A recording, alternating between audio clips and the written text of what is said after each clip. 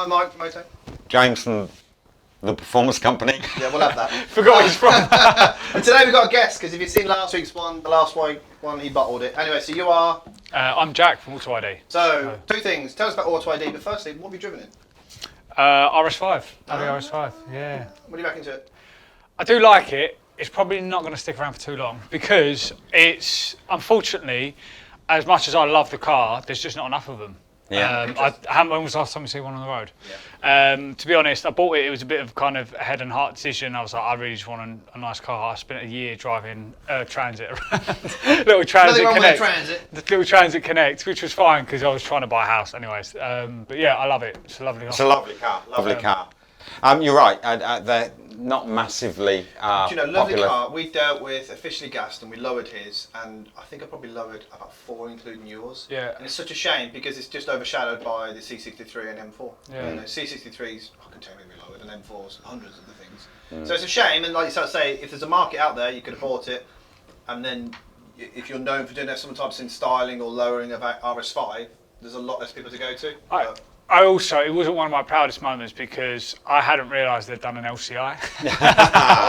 Yeah, they'd done LCI literally 6 months, about 6 months before I bought mine. And because I hadn't done my market research properly, if I'd have gone for the LCI, obviously it would have been a ton more money as well, but we could have then developed a whole kit and then dived into a niche, and it would have been, you would have been a niche of a new car. But it's out of date almost. But it's out of date, yeah. I did the same when the M4 first came out and didn't get the comp, and what's the point of going through development costs at that point?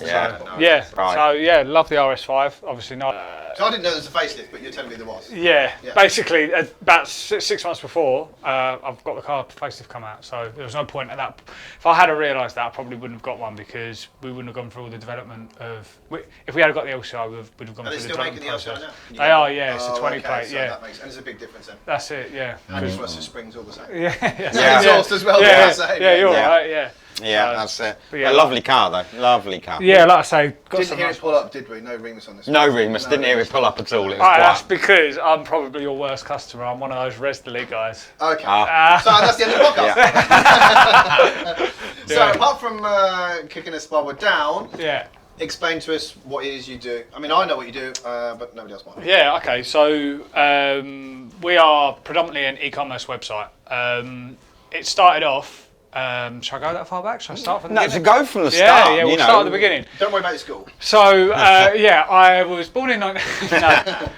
So we started off essentially working out of my wardrobe at home, which actually, we can talk about that in a bit because it's interesting now that this is an issue of mine with competition. But it started off in 2016. I was actually working in the city in marketing, and I was obsessed with my BMW that I had at the time was on Baby BMW, which I know you love these days.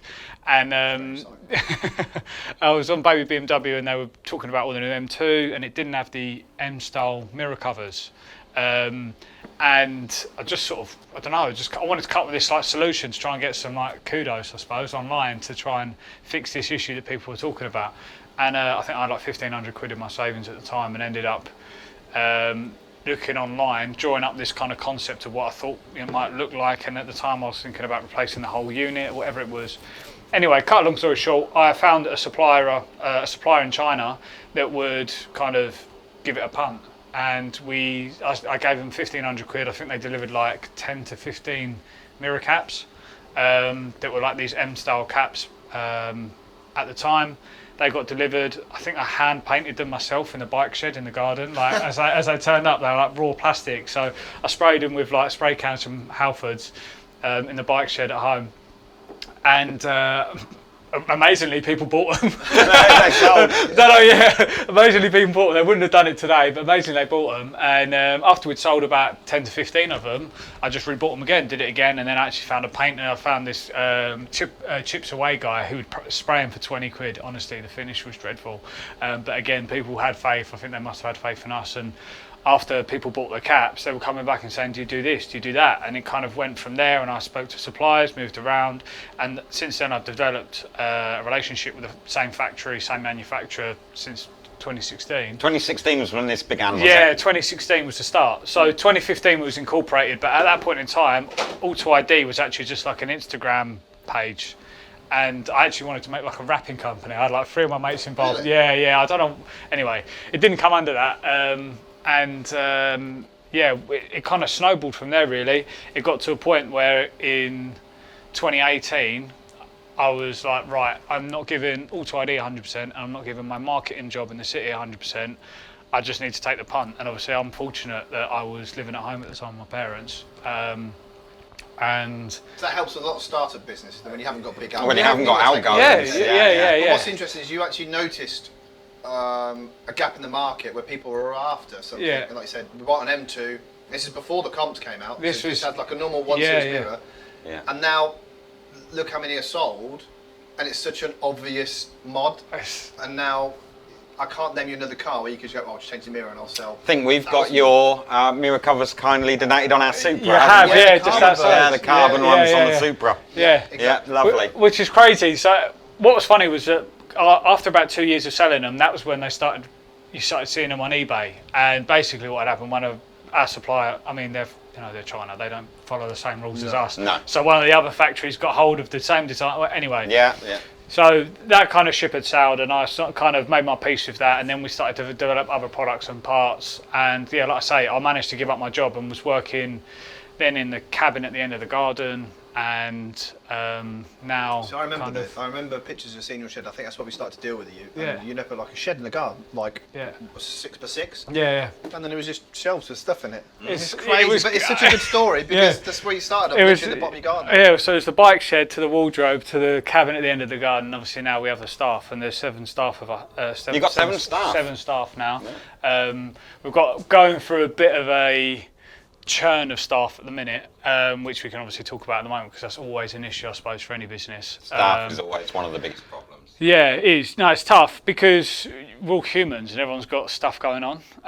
People have got different ambitions. You've got family stuff that's going on, so it's obviously managing all of that. But I mean, to just recap on your initial question, we are now not just a retailer for our own AUTOID sort of design parts, but also a retailer for a number of other styling brands. You took on other brands. Yeah, exactly. Yeah, because we had customers that were approaching us and they were saying, right, we love what you do here, but actually my car is, a 60, 70 grand XYZ, and you don't make any parts for that. And I was like, yeah, fair enough. We probably wouldn't risk kind of the whole development and all that sort of stuff. Yeah, so found other suppliers. And so now our website has about 2,000 products on it. Wow. From I think 30 different suppliers.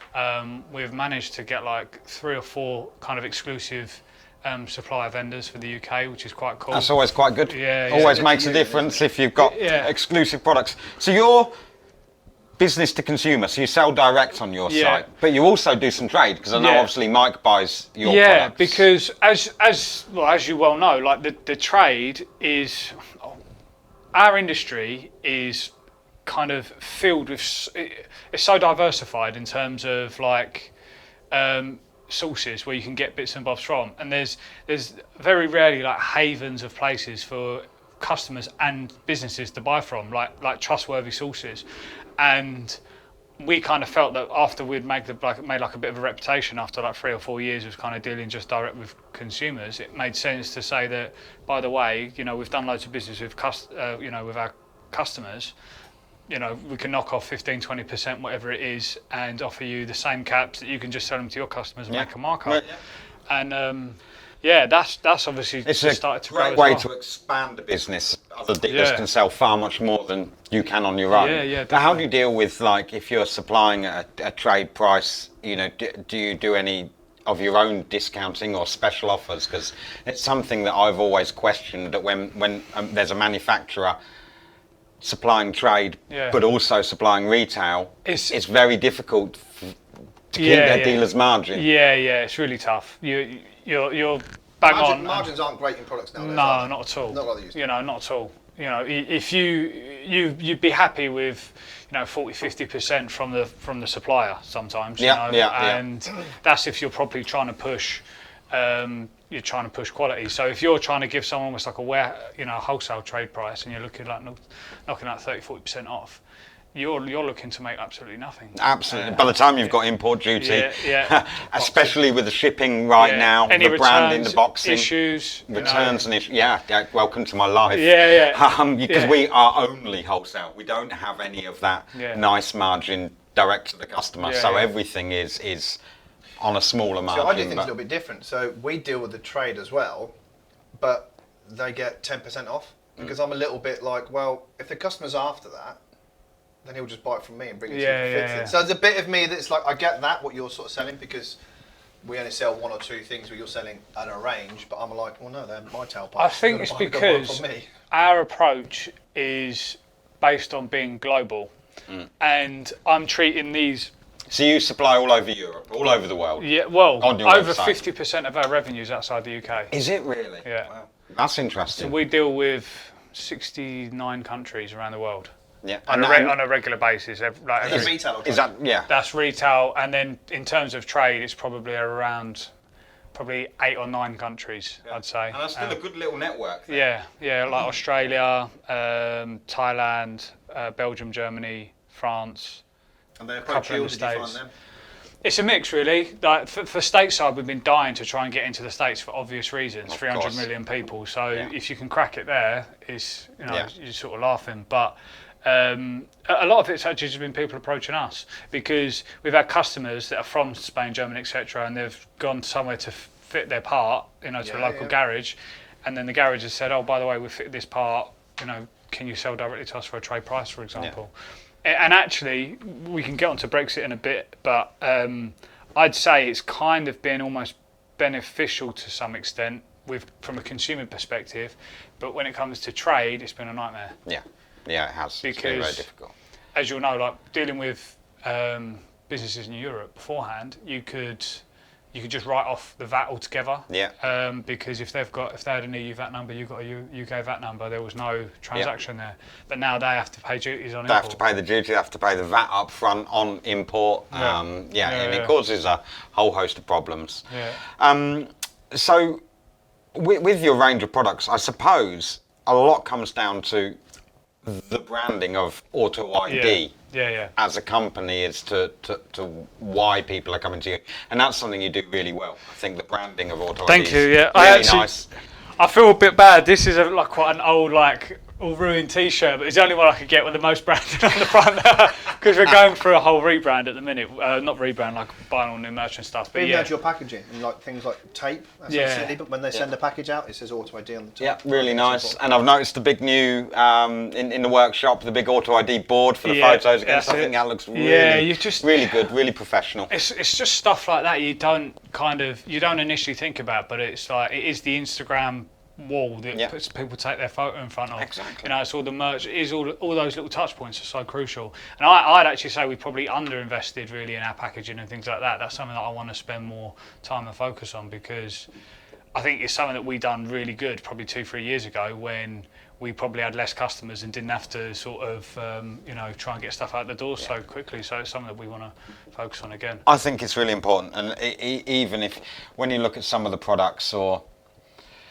out of the industry, maybe even aftershave, where the packaging is probably twice as expensive as the what's inside we it. Look at the packaging there for Auto Finesse, and that is a really nice packaging product. The brand is really nice, the packaging is really nice, and when you open up something, especially carbon parts or something, it's nice to have it packaged nicely. Forge now, don't they? Forge are good, Forge Motorsport.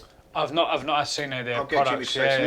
All laser cut foam pads and see stuff like that is just sets you a cut above. It breaks my heart to see him sitting in the bin. I know. When people throw packaging away. Send it back for a discount. It's horrible. But it's what separates you from the wardrobe anyone else. The wardrobe seller or the eBay seller, or even buying direct. You can buy all sorts from China direct, but you don't know what's going to turn up. What happens if it doesn't fit? Are you going to pay to send it back to China? No, you're just going to take it on the chin and throw it in the bin. So there's many advantages to buying from somebody that's invested into it properly. It's interesting you say that as well, because I would say about 2 years ago, or maybe 18 months or 2 years ago, there was this kind of wave and surge of people saying, well, I'll just buy it direct. And I don't know about you, but that feels like it's just fizzled out now, because I kind of feel as though it almost feels like you used to get a lot of that on eBay before. Yeah. People just went to buy stuff on eBay, and people were buying less through like a website, and then you sort of say people going direct. Yeah. I don't think it's an easy thing if you just want to buy a set of mirrors or a spoiler, because there's so much worry. Like you say, eBay now has a name for being just cheap crap. Yeah. People with quality don't want to go and buy direct. You're not going to go and buy a 65-inch LG TV from eBay, are you? No. Because you're worried about it. But if you want a cheap TV, you might look there. So I think it has its place. I think it does, but a lot of people have been caught out. You know, a lot of people, and as I'm sure you've had, myself included. I remember, it might have been mirror covers, but we're going back quite a long time. So it would be about 2014-15. I had an M4. Oh my gosh! Did that have a carbon mirror No, covers you on didn't. it? You bought some. It wasn't so much that. It's when we were buying the M4 carbon fronts from you. Yeah. And they used to fit like a glove, absolutely like a glove. And then the next batch didn't fit for toffee. Yeah. And as an importer, and I'm selling them trade, they all come back to me under warranty. Yeah. What do I do? Do I send them all back to China? Do I try and get a refund? I've lost it. And it just wasn't the business for me. I lost too much money on trying to get these products in. We learned a hard lesson like that over, again, funny enough, 2 years ago. I don't know if you can see in the pattern there, but we had a massive make or break moment about 2 years ago where I thought, all right, I'm going to have to close the business down, because that particular issue with returns and issues just caught up with us. And that was because we were focusing on these carbon fibre plus ABS plastic products, which were cheap, because we were listening. Our customers were saying, I want to pay this price and I don't want to pay any more. And we were listening to them. So we were going, okay, well, this product is this price and that's all we can afford. When in actual fact, what we should be saying is, no, actually, you need to pay an extra 100 quid and get This is how much we are. Yeah, you need to get the pre-preg version, the actual full carbon fibre version, because It fits. It fits. Yeah, and it's not going to fail after 9 months, So 8 or that's 9 months. interesting. We've literally just today, and I haven't told you this, we are stopped dealing with Maxton designs on certain parts. Rear diffusers for the F40, M135i, none of them fit. Even take the bumper off, try and line it up, and it isn't worth it, and it's going to come back and catch me. You get it fit, and then the guy will go around the corner, and it will just pop off, and it's got to come back, and it's just not worth it. Maxton are huge. Massive. What I see in the UK market and then into Europe and Germany, and it's cheap ABS plastic, small diffusers, lip spoilers, and I hear, of people like Mike, the margin isn't massive. In fact, it's not even great. Not worth it. Obviously, there's discount codes all over the internet to buy direct.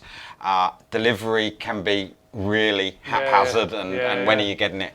And I feel that there is a huge market out there, whether it be ABS plastic or whatever. But the problem is, if you go, here's a front splitter and it's £150 on their website, you've got to pay obviously delivery and everything else if you're in Gloucester. So for example, it's a £200 product. Yeah. And if you are saying we're setting a standard because we have this, this, and this, you look expensive. And then people will buy the cheap one, realise it doesn't fit very well. And that's not saying all Maxton products are cheap and they don't fit very well. But this particular product, and I'm like, just do it better. Instead of being a £190 part, make it £290 and make it fit. What makes me is, and I'm sorry to be basing this on Maxton, we're talking about AUTOID here. But they came out with the G80M3 front splitter. G80M3 front splitter. I see that. First large company to come out with. Yeah. And they released it with a 10% discount code. And I'm thinking, why are you discounting it? Yeah, it doesn't make when sense. You're the first to the market, when you're new, when it's only just been released. I don't understand why people do that. But it is good to be first to market. And so how do you look at your product development? What generates you to go, I'm going to develop a product for this car? Ordered a new car to help you with this. Yeah, so we've just ordered the new M240 to do exactly that. Oh, yeah, the brand new one. Yeah, the brand new one that's obviously coming out starting next year. And actually, it's probably, I would say that the product development is something that has been the biggest challenge for us over the last 12 months, because last year, we were in a really good stride of getting products, developing, following the market, etc., etc. And over COVID, we experienced basically a boom, like a real boom, because of being that online boom. I think was industry-wide. Yeah. I think everyone did, everyone, it was kind of, everyone got their their extra money, their expendable income, and so we just focused on operations. We literally just focused on getting stuff out the door, and so the focus on products sort of fell away. But I'm really keen. I would like to think I'm quite a creative person, so I'm really keen to get back into that mindset and start creating more products again. And we've got a bunch of new products in the lineup. We're actually partnering with one of the vendors that we work with on a whole new project that's going to be coming under our TRE brand. So we've got a G80 product that we're working with at the moment. Got all the CAD data finished for that, and that's going to be a pre-pro composite product, like front lip, rear diffuser, rear spoiler, etc. But that particular product is just going to be a test bed, really. That's not going to be, we're not expecting to make a whole lot of money from that particular product. I think going into next year is going to be about this M240, the M2, and then broadening out to maybe like the RS3 and a couple of other models as well. But I think this comes back to actually competition. The tools that we have available to us now are actually kind of widely available to everyone. And you don't have to have much, unfortunately, you don't have to have much expertise or knowledge to really kind of bring a product like that to market anymore. So you do have to diversify on your branding, your producting, and kind of... First to market is key. Yeah. We always have this conversation about Remus, because Remus have to go through different testing to be able to release a product. And there's nothing wrong with other manufacturers, so I will use Miltech and Scorpion. They don't have to be TUV approved to have a product go to market. They'll have to do it to get to Europe, but basically they can get a car and then within a week they've got it done. Remus are a lot longer than that. They're a much bigger operation. Yeah. So first to market for Remus is going to be always difficult. So for us, we bought the 135i 18 months ago, nearly 2 years ago now, and we did 4 yesterday and 2 today on a 235i. So it gives you an idea. You're right. Yeah, no, it's all right. It would just be the guys picking it up, don't worry. Okay. Might be me. First to market, we were probably the first to that market, and there's people that have followed, and not trying to play catch up because it doesn't work like that, but if you're known to be first, you're always going to get that. So get onto that 235i, 240i straight away. Yeah. I've already had a conversation with you off camera with springs. I reckon we can do it. And then again off camera, we looked at that car at Goodwood, and I reckon we can make something fit quite quickly. Interesting. Yeah. Car sitting behind you. Yeah. I think something is pretty close, and you could say test bed of an exhaust. So you can get some stuff out there, and those videos work well. So when we did a video on the Remus exhaust. 12,000 views of solid M135i owners, not because we have a fan base, but it's just people that buy that car want to watch that video. Yeah, I think it's going to be a really popular car in particular, and I think it's going to probably put a bit of a post in the ground and show what we can do when we're kind of back into our engineering sort of phase. I think that's good. I think that's important. I think it's important to move forward, get new products, exclusive products new products that aren't available anywhere else. Yeah, exclusivity is absolutely crucial. With being exclusivity, you can control the price. Yeah. Which unfortunately in this industry, the margins are tight, so if you are having your own product, charge what you want. Hence what we just found out with the wheel, we're doing quite well on it, but we have to because we've been filming it for the last, since October. Yeah. We're now in August. So nearly a year worth of preparation. So you've just got to recoup all of that time and effort you've put into it. Stacks of videos and everything else that Jay's been doing. We've been mocking up stuff and photoshopping for ages. So same as you, there has to be something in it, otherwise this doesn't go very far. How else do you pay for the sleepless nights? Exactly. How else do you pay for the sleepless nights? That's exactly. So you've got 7 staff now, and how much of that is like a sales order processing, or is it operations, packing? And so we've got a couple of people in the warehouse. We're going through a bit of a restructure. So I can probably talk about it. So I've had like a business coach basically for the best part of 2 years, and for me, I don't know if this applies to most business owners or something like that, but everyone tends to have like an advisor or someone that they kind of aspire to, etc., etc. Mine was always my granddad, but I could never really. I could talk to my granddad about like generic business concepts, and we could get into things and stuff like that, but you can never really get under the hood of my business. No. So, and I've never had, like, I don't have a business partner. I started up AUTOID on my own. The closest thing to my business partner is probably my little brother Sam, who works with me as my ops manager, and so I always felt that I needed a bit of guiding, and so I've had a business coach for a while, and one of the things that I realised recently that we might have been doing wrong was kind of just following this more traditional business, marketing, sales, operations, finance structure, which is kind of, when you look at the overall business model, those are the 4 key elements. Obviously you have like administration, but that usually comes on finance. Anyways, what I realised was that we need to start focusing on the fact that we are predominantly an e-commerce website, and start giving each area and segment of our business a particular focus. So rather than having 2 people in marketing, I'm going to have one person particularly in creative, and then another person in marketing and strategy. Rather than having someone in operations, I'm going to split that out and have someone in product and someone in e-commerce. Rather than having someone in finance and admin, it will be like a finance and an admin, if that makes sense. They're not necessarily the ways that we're going to do it, but that's kind of like a way that we're going to try and restructure the business a bit. It's a good way of being. If you see a bit of a plateau, something needs changing. Yeah, just something needs changing. And I think there's a big part of our business, obviously, is customer care.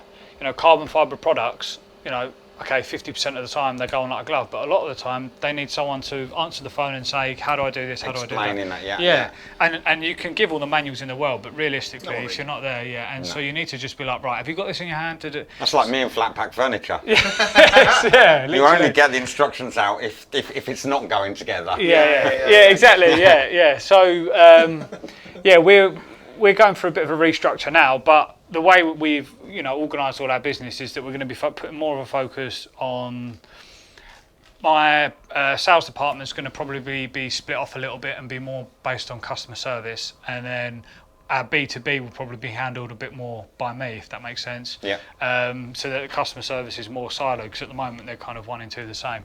So that kind of explains a little bit about the structure, I suppose, of our business, but the staff are kind of predominantly in the warehouse, and then I'd say everyone else is in the office, and then we have like kind of satellite staff that sort of come in and out to do particular tasks any one day through the week, sort of either be it finance or fittings or whatever it might be. That's interesting. That's interesting. And so where are you seeing the growth, over the next few years? And I'm going to have to say it before Mike does, because Mike says it in every podcast. What about EV cars? It's fine for him. I know, of course he does. Because it doesn't matter, but he's always asking. So when you look, are you planning, you've said about 235, do you have in your mind, okay, we've got Tesla Model 3, Tesla Model X, are you looking at any new developments? Yeah, we are. There's something I want to keep under wraps in terms of from a composites angle, because we've got a really nice project that we're working on that I want to see come to fruition before we mention anything about it.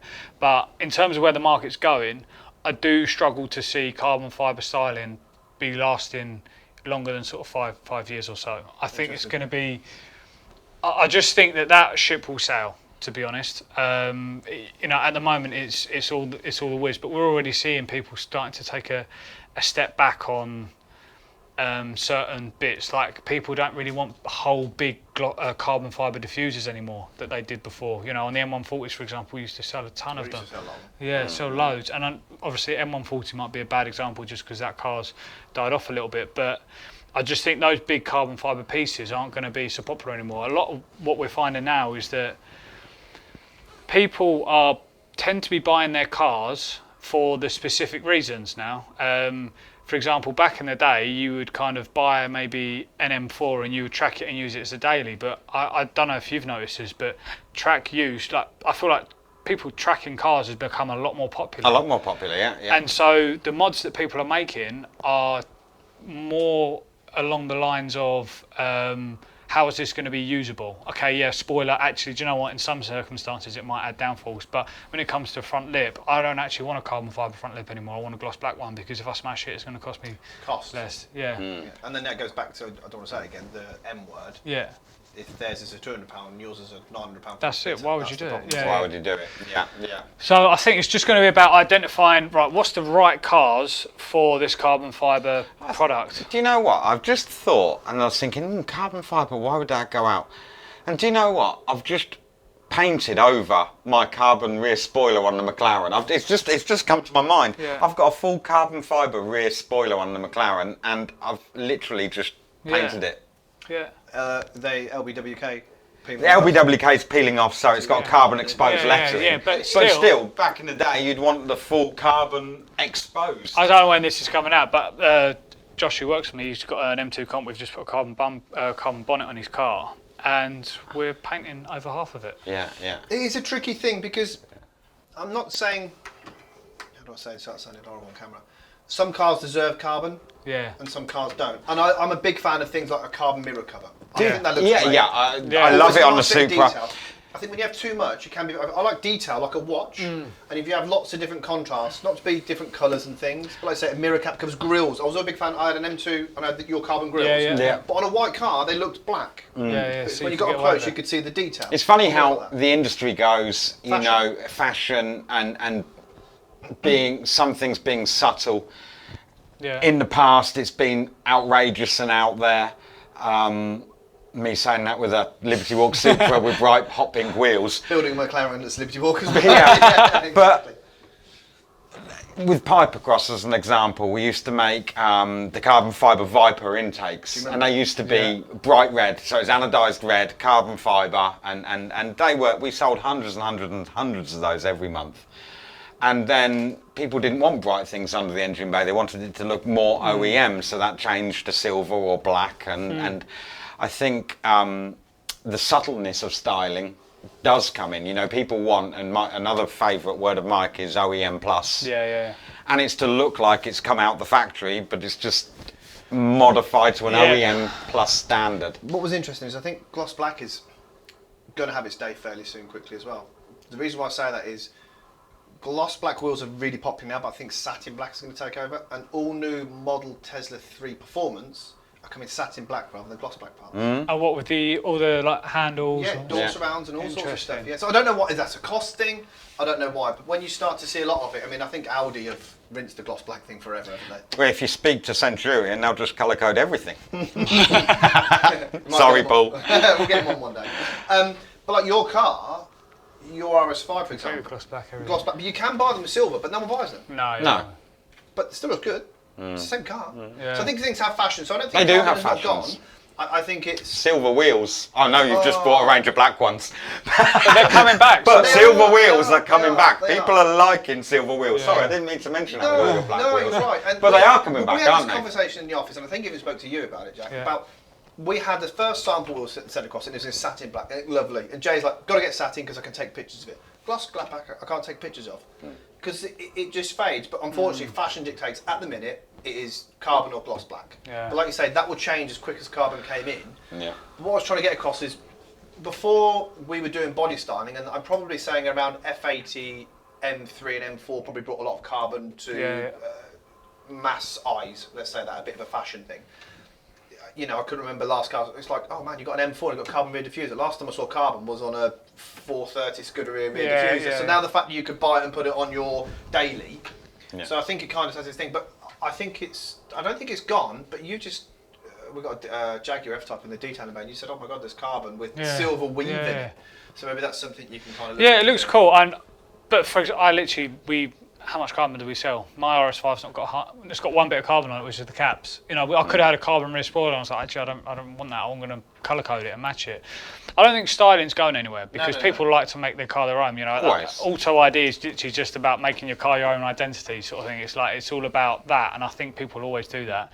I just think they'll do it differently. So it's just about being ahead of the curve, really. Do you see Tesla being as popular as they think? Because what's really clever, I don't think I said it to you. If you say, "Oh, electric car," what's the first thing you think of? It's Tesla. Yeah, it's Tesla. Fair play to them. They've nailed that, then, haven't they? So 100%. Yeah. But then the VW ID3, and I think you guys have just shared it on your social.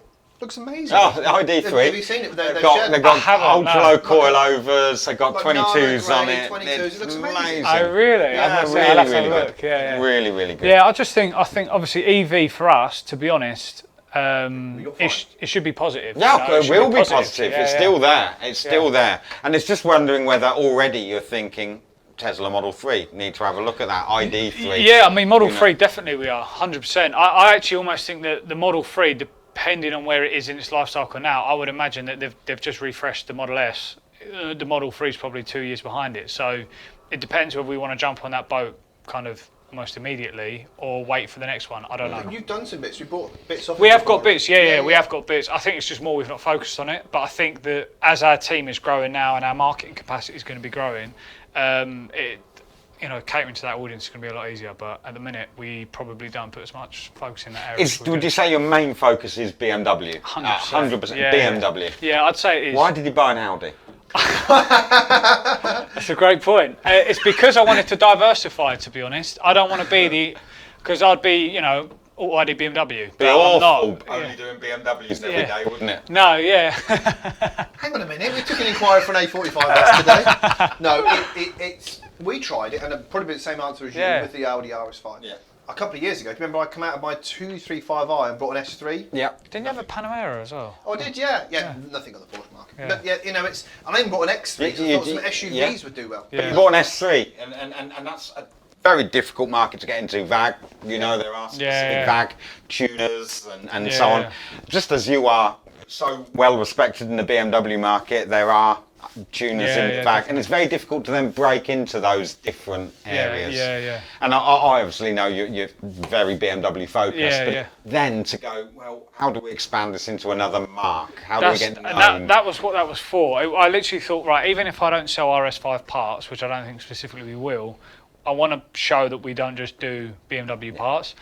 And I'd say actually, I kind of knocked it and said, I don't know why I did it, but actually I'd say it's probably been really successful in that, because I'd say the 6 months following us buying it in February, we have the increase of Audi inquiries and actually Mercedes inquiries and they just see that we're not just good, which I think it has helped in that sense. But I also think that probably building on the whole ambassador scheme that we've got at the moment. You should talk about that. Yes. So what is the ambassador scheme? Yeah, I mean, I don't like to share too many details because we've spent like a load of time and effort designing that program and making it what we want it to be. But to be honest, it's still in its infancy at the moment. I don't think we've seen the fruits of what it could possibly be. But if you follow Gymshark or if you followed any particular like brand that has made successful in terms of pop culture or whatever it might be, they will have some form of like ambassador scheme, scheme. So it's kind of translating that to us. If you're Auto Finesse or if you're Dual Auto Care or if you're Stiana Gloss, you're a detailing company of some kind, it's easy because you've got repeat product. People can buy, a quick detailer, they can use it and then buy another one, and then they can show them using it every single week. Yeah. How do you do that for a single-use item like exactly carbon fibre? How do you do that? You were right. They can supply different products every week, same people, and repeat business is hard. So repeat business in that industry is probably quite easy. Obviously, the average order value is a lot lower, but repeat transactions are quite easy. Whereas for us, trying to capture a customer and keep them, you have to connect with them on a different level. You have to kind of get into them emotionally and give them a reason to come back and recommend and refer and all that sort of stuff.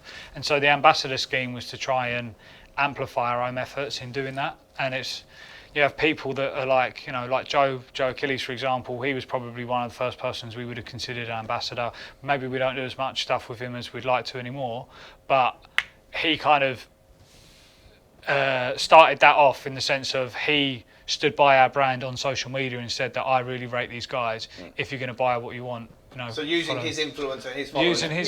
Obviously it is like influencer marketing, but we wanted to, rather than just kind of, I don't know if you find this, but when you're dealing with YouTubers or influencers or whatever it is, I know you've talked about these for a while, but a lot of the time it's this kind of single use. They come down for a video and then you never see them again. I don't think there's much value in that really anyway, because if they come down once, all of a sudden their audience is just introduced to you, and then that's kind of, if you think about the sales funnel, you're just at that prospecting stage. They found out about you, they've seen you, whatever it is. So many more levels to go before you get to you've got to unpack all those layers. So there needs to be that repeat business, and so we wanted to do that, but almost do it with an interweb of different influencers that potentially have the same crossover of audience, if that makes sense. So you'll often see us working with people within the same circle because it builds up a picture for your customer base, which is kind of counterintuitive because the traditional marketing approach that we'd have when I was working in the city would be about broadening your reach. Broadening and going to as far as possible. Yeah. What you're trying to do is target. So, well, just the same as Google Analytics, Google Marketing is that, I forgot what the word is now, but repeat marketing is capturing somebody that's already seen your product once and then going and targeting them 2 or 3 more times. It would be like if you had a shit ton of money, basically, and you could do it to the UK car YouTuber scheme. So just say, for example, you could do Shmee, you could do Paul Wallace, all of those guys at once and give them all the same thing. I would imagine that there's probably some oversaturation and probably some inconsistency to what you're going to get out of it in terms of because they're not experts in any one area. I don't think that probably approach would work. But if you maybe identified people like Tim Williams and then a couple of other maybe Instagram influencers that have like 10 to 15k, whatever it might be, in terms of followers. You're 100% kind of building right on a niche, there. if that makes sense. There is advantages if you were selling, again, detailing products or drinks or grenade bars or whatever, to go to the largest YouTuber to get to the largest number of people. Yeah. When you actually break down Shmee's following and go, okay, well, how many's aged 21 to 35, how many's got a BMW, how many's got a 2 Series, how many am I going to actually get out to here that buy my products? Matt Armstrong nailed it, didn't he? He said if you're doing a video on a Golf R intake, that video may get 100,000 views. Well, how many of them in the UK? How many drive Golf Rs? How many can afford to buy it? And then how many are going to buy it? It's probably 20 people. And that's coming from a YouTuber. He's saying, my audience, I'd feel bad about taking being an ambassador 100%. Because I don't feel I can get to that audience. Matt's actually really interesting, and I back him up on that point 100%. The only thing I would say is that if it were one video, let's just say, for example, we just did his Golf R intake. Yeah. And that was that. He's just done one video on his Golf R intake. I would say, actually probably only 1% of that audience are in a position to buy. But interestingly, with him and the way he does his work, arguably someone like Joe that might review like the Porsche GT, whatever he did the other day, the thingy, there might only be like 1 or 2 Porsche GT potential customers, for example. Whereas if someone like Matt Armstrong that's building like these episodes, and you're following the Golf R like a playlist, watching the build, arguably there's a lot more value behind that because the parts in it more often. Yeah, and the Golf and the Golf R owner is following that journey, if that makes sense. You're more likely. He was saying that the M140 one he's doing is the most successful one he's done. I was like, that's because there's probably so many M2 Comp and M140 owners that are probably following. Yeah, you got the best. You've got an M2 front on a 140. Yeah. But his audience is watching that with interest. What's he doing? Where's he going? And I think it has worked. And I really rate him as a influencer and a person. Yeah, most definitely. Nice. It was a great video 2 weeks ago. Yeah. Make sure you watch it. Links below. Yeah. Really liked it. So you do that with a number of YouTubers, and then of course when you do an event, they will be there, and that's pretty always interesting thing because you did an event this year. Was it this year? Yep. Yeah. Feels like last year because nobody knows. Which was at the Sharnbrook. Yep. And that was good. We came along, but then when you actually people coming to a show and they get to see the YouTubers. They get excited. That's always good. Oh my God, that YouTuber's there, and he might take a picture of my car, or I've got the same mod because of him, or something like that. So when you do that, it's good to get those people that represent your brand to be there, and they become your ambassadors. Ambassadors. That's it. Yeah. It's a challenge to get those people together, and at the same time, it is a real challenge. You're just trying to do that now with the track day, aren't you? Yeah, exactly. So we've got the track day in September. Hopefully, you guys can make it. You going? I got the email and I'd really like to because I'm loving the Yaris on track. I might have to come with you then because I don't know if I want to, so we'll be back. Yeah. I'm loving the Yaris on track. I really am. Yeah, no, it'd be good. It's a struggle just trying to get these people together because they have busy schedules, and this isn't the top of their priority, let's be honest. They've got other stuff going on in their life and all that sort of stuff. But I think the result is worth it. The investment is always going to be worth it, to be honest. It's just making sure you measure it because, as you will know, you don't always get... It used to be easier, it's getting harder now. Yeah. Like you used to sell a lot. I think it's quite easy for you. I take it these ambassadors maybe have a code that they promote, they use on your site. Ironically, those codes are very misrepresentative of what the work they're actually doing because of coupon websites. Because it just comes up. So, and it comes up as on coupon sites. So this was something I only learnt the other day because one of our particular ambassadors, I was like, Jesus Christ, what are they doing? They're absolutely smashing it. And I was like, right, I've got to look into this. And I spoke to a few people about it in the industry, and I'm probably going to help out. If any of you guys own e-commerce sites, this should hopefully help you. I don't know if you've heard of Honey. You've probably all seen the adverts. The voucher. Oh, is it? I thought it was a special website. No. Yeah, that's Honey XXX. That's a different one. Yeah, exactly. Yeah. So the Honey is a program it's like an extension that sits in your Chrome browser or your Safari browser, whatever it is. And if you go to like Amazon or whatever it is, it gives you the a coupon for a free discount on that website based on something that someone's just used. Now the way that works is actually watches all of your keystrokes online. So it watches and reads everything you're doing online. And then when it sees... what it does is that when it realises you've gone onto a website and entered a code, let's just say, for example, you use Tokyo 5, right? Put it into our website. It recognises if that code works, it goes, oh, that's a code for AUTOID.com. I'm going to save that. Bosh. Saves it into the cloud, and the next person that comes along with honey.com uses it. It goes, by the way, someone just was on this website, they used Tokyo 5, you can use it as well. So what was happening was there's our ambassadors, someone was using their code, they were using one of these plugins, and all of a sudden the coupon was saved it. So we were we're basically losing like margin from these Honey, and it's not just Honey, because what happens is, let's just say you go on a website and one of these coupon websites and they go, do you want to accept cookies? Some of those cookies can also track what you're doing online as well, and they can track your code. So if you've gone on a website and looked for discount codes before, that can follow you around the web and see what you've been doing as well. So now they call it cookies rather than spying. Oh, do you want us to spy on you? No. If you want a cookie, I'll have a cookie. It's crazy. Crazy. So that's something that we're going to need to find a solution to, and I think we found a way around it. You need to just date it. Date it, but also there's things that you can do to avoid it, which which we're going to try and implement, test and see if it works. But especially people think, discount code is great. You can't afford to do everything on a discount code. No. If it's a limited time, then that's fine.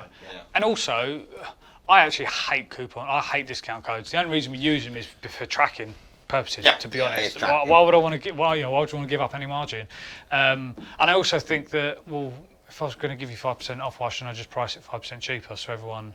That's the problem, and then we get that again with Black Friday and that sort of stuff. Because everyone thinks, you can do 20% today. It's like, but that's just a one-off. We're buying in bulk. But everybody likes a deal or thinks they really do. Get a deal. Yeah, they really do.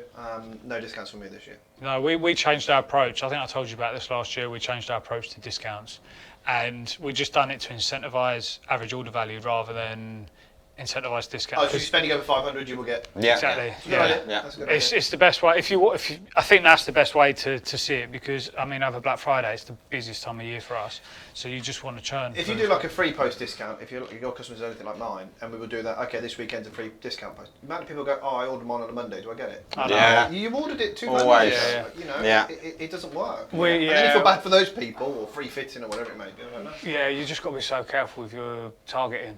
I think with stuff like that, you just luckily with e-commerce, you get so much data on the back end. Like if you looked at our platform and how much, just the huge amount of data that you have to work with in terms of when people ordered, where they ordered, how many times they ordered, all that sort of stuff. We have that with the live. That was really interesting. What marketing channels do you go down to? Google AdWords.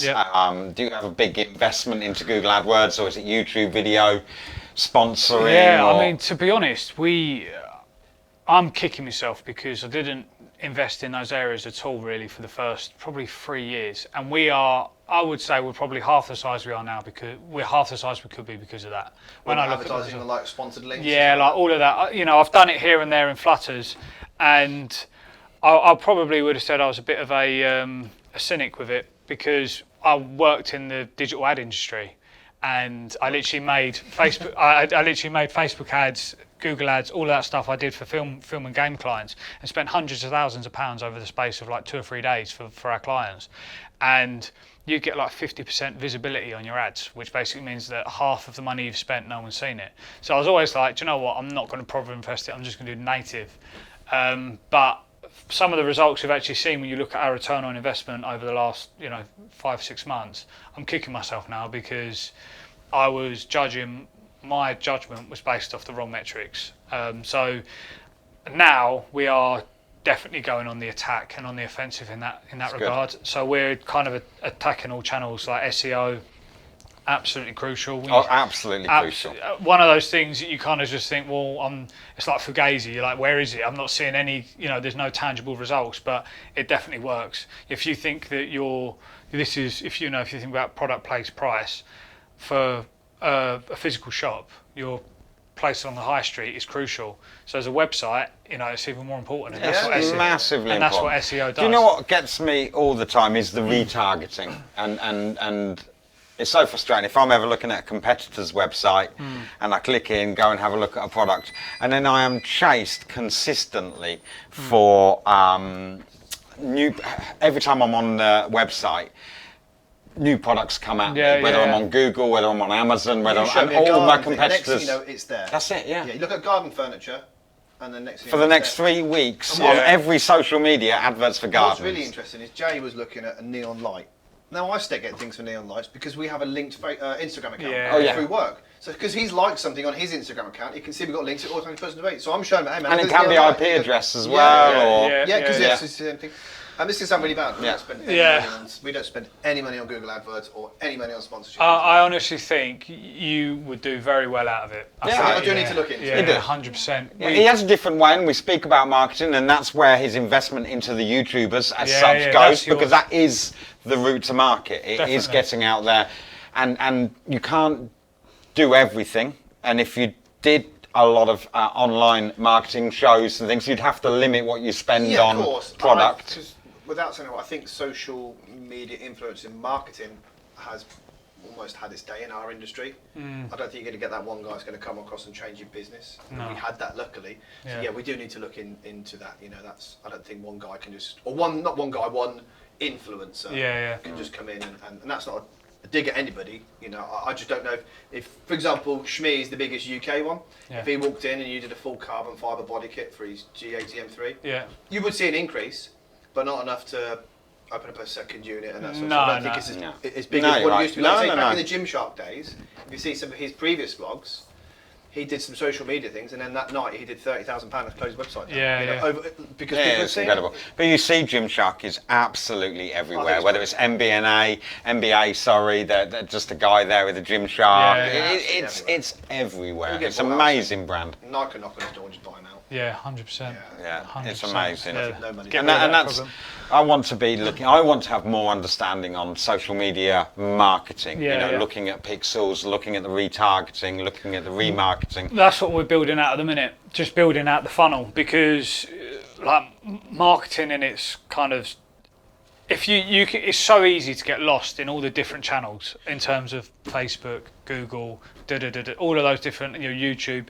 But if you break it down literally just to the sales funnel, and you have your prospects, your hot prospects, and your ready to buy prospects, and you use all your digital touch points that every business will have to some degree, and just laser focus on each of those different areas in the right way. So YouTube being a prospecting platform in terms of reaching an audience that you've probably never seen you before, but also maybe having a warmer audience that exists in that same thing. And then you have Facebook, where you can literally target the entire funnel from top to bottom through either remarketing, lookalike audience targeting. You've got prospecting, which is like literally just targeting anyone that under a certain interest. So you do all of them, and do you see like Instagram works better than Facebook, or does YouTube work better than Instagram, or whatever? Is there one that for you goes, I'm spending more of my pot of money on this one? Because I see that the problem is with Facebook for me is, me and you are very similar. The fact that Facebook was the in thing to have years ago, and now it's I'll switch it on, look for it, scroll for it. I never post, it's just a repeat of Instagram, and that's through business and personal. I'd say Google's probably... Google is the one. People searching Google for an item. People searching for an item. First thing I do when I get a new vehicle is just type into Google parts. What's available. It's still a minefield because you do shopping. Google shopping, because I often do that. So if I'm looking to buy something, I type it into Google and go straight to shopping, see what's there. But it is a minefield on online sales, online marketing, and something that I would like to be much more skilled about. We spoke only recently of getting some training and maybe getting both our companies involved. Terminology, and if you don't understand like pixels and cookies, you don't understand obviously they're a few nice words, but there's a lot of other words that you don't understand. It's like coffees, lattes, cappuccinos, flat. If you don't know what you're talking or what you're ordering, you could spend a lot of money in the wrong direction. You can have your pants pulled down by agencies. Oh, yeah. I've luckily, because of, not blowing my own trumpet, because of the expertise I have in marketing, I could see through the bullshit of marketing. I can be like, no, that's not going to deliver any results. I'm not going in that area. So I've managed to find an agency that have understood my expertise, understood what we want to achieve as a business, and we're able to push forward with them and actually understand the automotive industry, because I've kind of trained like 3 or 4 of their staff now in all of the stuff that we do. So we're having like Zoom meetings, and I've really brought them in to the business and the vision. I actually took them through... Are they running like AdWord accounts? Yeah, they're doing it all for us. I actually did an investors pitch meeting to them. Basically, like if I was going to invest to them, I was like, this is everything you need to know, because I want you to live and breathe AUTOID the same way I do. I want you to cut your fucking veins and it comes out AUTOID, if that makes sense. So it was training that into them and training them around the automotive industry and what we need and what we want to do. And so having developed that, they now look after AdWords. They're now looking after all our Facebook, our SEO, and we're starting to build that whole marketing platform out without actually having to pay someone X amount of money to sit in my office and do it for me. That's good. It's interesting to see where the money gets spent, and it's something that I, as a business owner, need to look into. But because I've always sort of said to you, the next thing I think you guys should be investing in, and this is just what's worked for us, is the photographer. You have some amazing products, and this is. We've actually just signed on the dotted line with that today. Actually. No way. This morning. So that's going to be happening around October time. We've got really big Instagram guy that's going to be coming on. He's one of the biggest actually in the UK. Who's going to sit under our full time or just full time? No, 23. Might be. In that minute.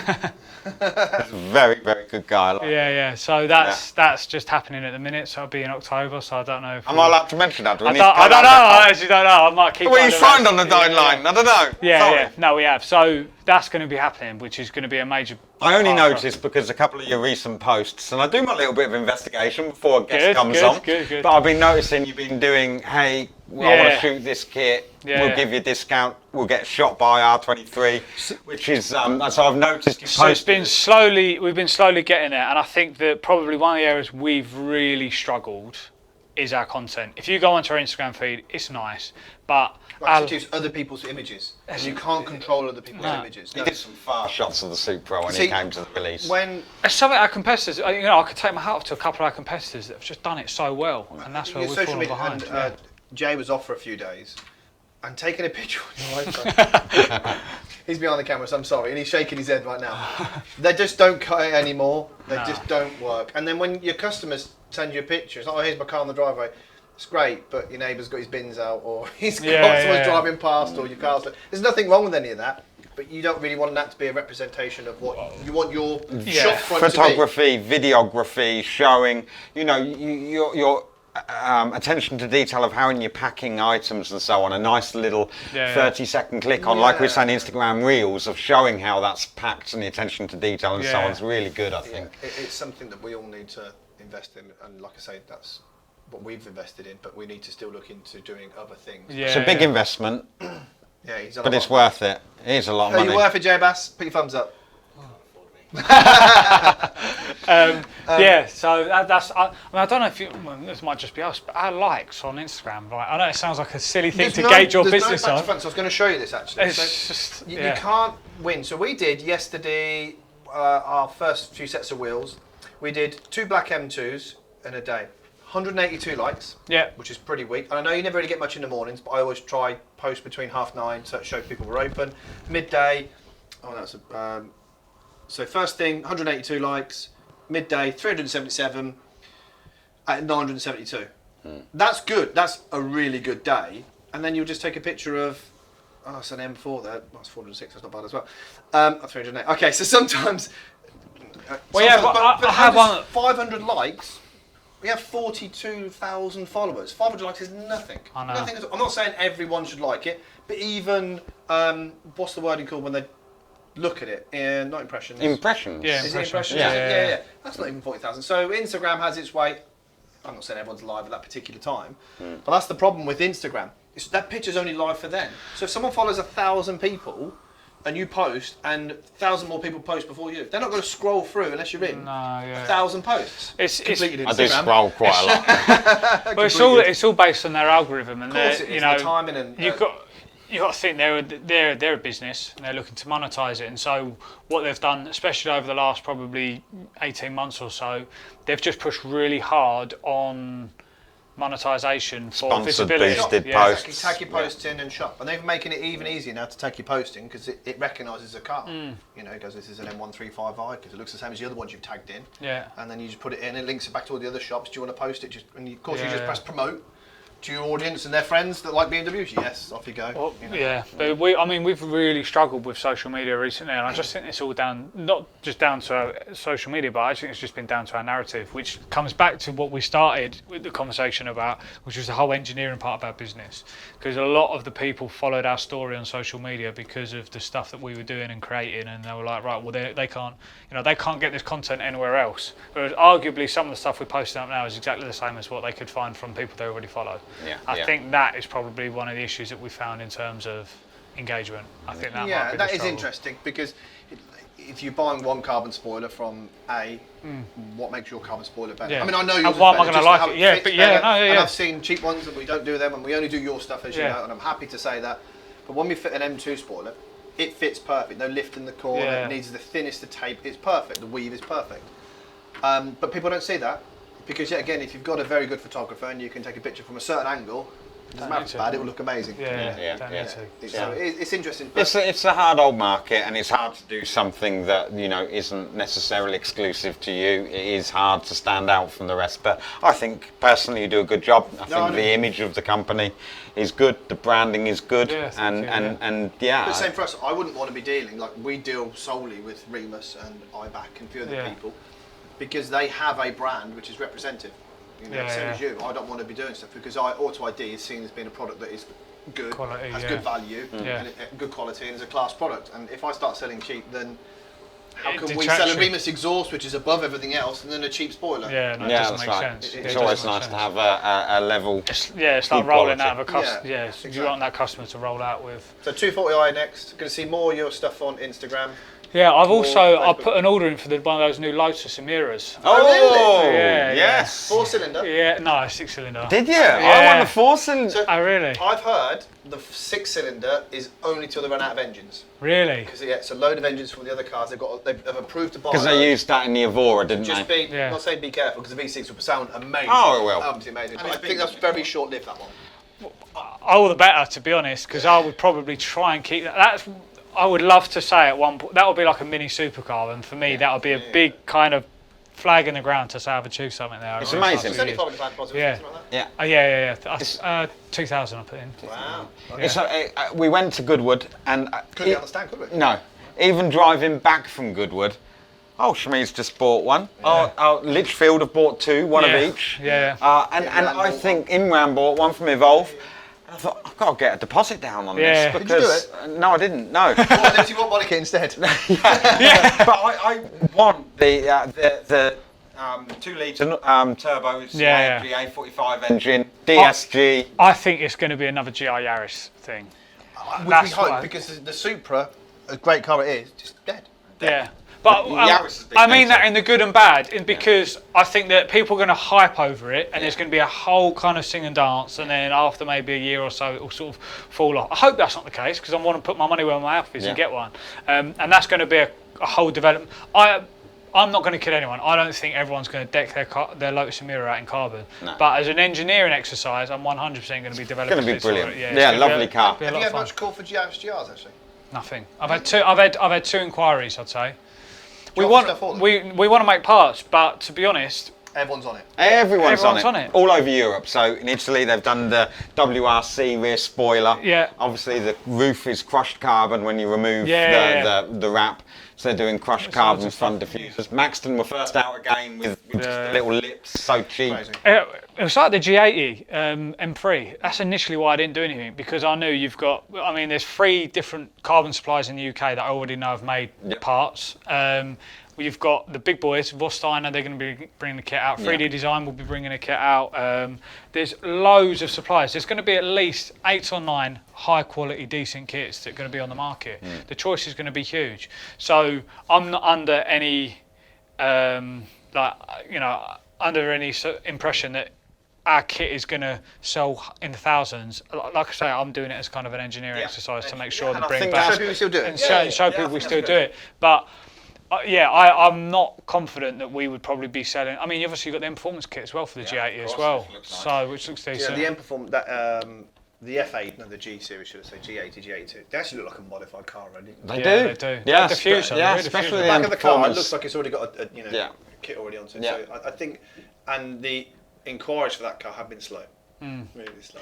I don't know. I mean, and this is what I was saying about SEO and Google PPC, because all of our inquiries for G80 and stuff have come through from like BMW and Performance Parts. So people typed it in and then they've come to you. Yeah. That's interesting. Whereas otherwise, that is all interesting stuff. So when we do a podcast next time this year, we can do laps around the estate and see who's fastest and who's lowest. Yeah. That's fair play. I'm excited for it. I'm excited. I'll be excited. When are they expecting? Well, I was an eager beaver. I see it, the announcement come out, and I literally that night put a deposit on it. So I think I might have one of the early ones, because I contacted one of the dealers and they said, "Oh bloody hell, you're very very nice, close up the list." So I'm hoping it'll be around about March, April time. Oh wow, that's lovely. Yeah, I look forward to that. I'd like to see that. Yeah, they're good cars. I've got some really controversial plans for it. I can't wait. You're going to wrap it and then put these awesome and sell it? No, not that. Right. No. I can tell you off camera, it's going to be good fun. Remus, is it on their radar? Do you know what? I haven't even spoke to them about that. It will be on their radar. I'm sure they'll look. Pipercross will want to do something. We've got a long history with Lotus supplying the. Do Remus make parts for? Not Lotus. Yeah, I was going to say. No, not Lotus. But they do for AMG. They do for AMG. Which is the same. So if it's the AMG engine, I don't know. It's possible, because Remus is original equipment on all AMG vehicles. So they said that car's going to be popular, and I think it will do well. I think when the right people, like you said, when Shmee gets it, and he won't keep a car standard because it makes him no money. Yeah. It'll be interesting. It'll be good. Yeah. So next time you're down, we'll have a go in it. We'll have a go in it. Yeah, exactly. 100%. Yeah. Tracking it. So, anything else? No. Anything you want to say? No. Obviously, thank you for the opportunity for having me down. I really appreciate it. I'm looking forward to when it comes out again. Yeah. Make sure you share and like it. On that note, thank you very much to Liberty Walk. Thank you to Monster. Next guest is confirmed.